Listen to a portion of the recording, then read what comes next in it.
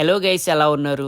ఈ వీడియో అయితే చాలా ఇంట్రెస్టింగ్గా ఉండబోతుంది. ఎందుకంటే నేను డియోమాలి వెళ్ళేటప్పుడు నాకు కలిగిన అనుభూతిని అయితే మీతో షేర్ చేసుకోవాలనుకుంటున్నాను. యాక్చువల్లీ నేను అక్కడ వెళ్ళిన తర్వాత అయితే ఇలాంటి ప్లేస్ నేను ఇన్ని రోజులు రావడానికి ఆలస్యం చేశా అని నేను రిగ్రెట్ గా ఫీల్ అయ్యా.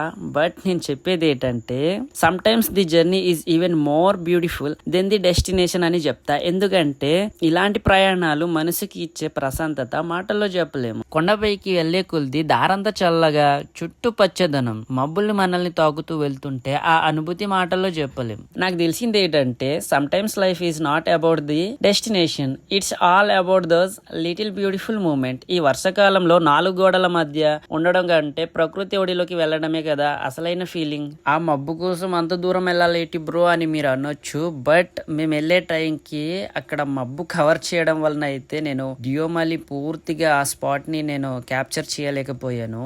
సో ఇటు చూస్తున్నారు కదా, చుట్టూ చూస్తే అంత మంచు దుప్పటి కప్పేసినట్టుంది. కింద లోయలు, పైన మేఘాలు.